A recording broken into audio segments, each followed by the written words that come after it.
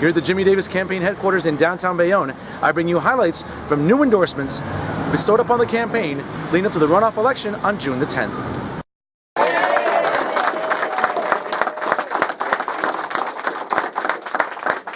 How's everybody doing, all right? Yeah. Ready for this? Yes. Do me a favor, take a look around the room. Look at this room. This is what Bayonne is. This is who we are. And that's why the city needs to change now. And what makes me proud today is 3 people that we ran against each other are now standing next to us. Yes. Because they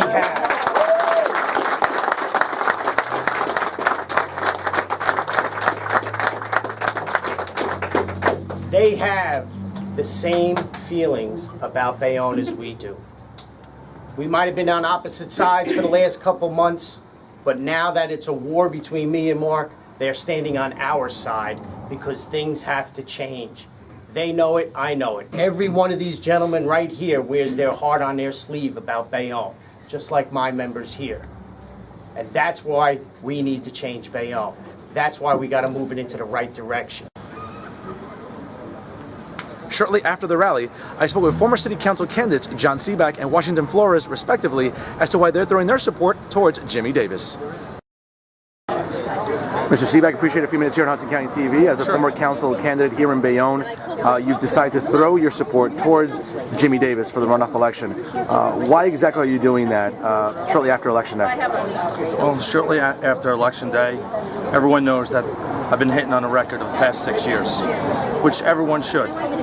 And if you look at the past 6 years, you know that this town has not grown, has not moved forward. We are not all in a better place. Do I believe Jimmy will provide an avenue whereas every single person in this town has a seat at City Hall? Yes. Do I believe he's going to embrace the diversity in this town? Yes. Do I believe he's a man of his word? Yes. Do I believe that he's going to work with the teachers, care for our children, not do any bait and switch developments in front of our own eyes? Yes. So that's why I put my support to Jimmy Davis and his team. John, a former mayoral candidate, Anthony Zanowick, recently came out in support of Mayor Smith. Did that surprise you? And ultimately, what are your thoughts about this very surprising move by Mr. Zanowick? Well, I mean, everyone's their own person. I know why I joined the team, and I know why I left.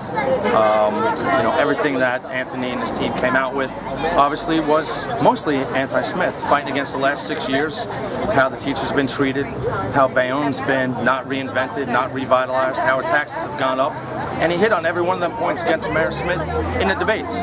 So as for why he did a 180 and supported him, I really can't speak for him. John, many residents will have the same thoughts that others do, the same thing with Mr. Zanowick.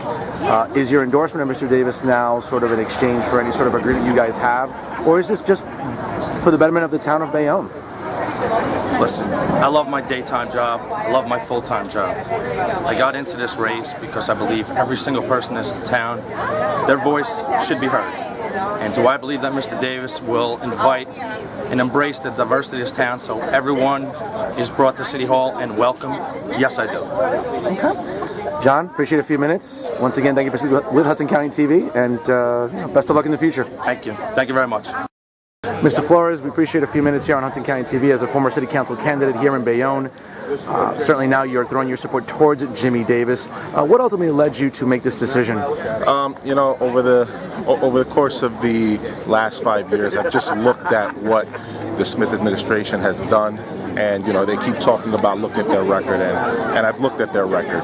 They throughout their campaign, they promoted how they've cut the debt in half, reduced the debt. But it's all smoke and mirrors. What they're not telling you is by reducing the debt, what they did is sold off $140 million of that debt to United Water, and now our water rates are going to go up. So we're not going to get a tax, but we're going to get an increase in water every year for the life of the contract. They want to promote the development at the base, and what they're not telling you again is that they have given away a big portion of that Port Authority, of that base of the Port Authority, and we are not getting any tax ratables from that property. So I just looked at the history of the Smith administration, and I truly believe that, you know, Bayonne really does need change, and after meeting with Jimmy Davis and his team, I believe that they are the correct change to move Bayonne forward. Mr. Flores, as I asked another council candidate, certainly some residents will be looking at this endorsement with some cynical eyes. Is this based on any sort of agreement you have with the Davis team, or is this something you've done, again, willfully for the city of Bayonne?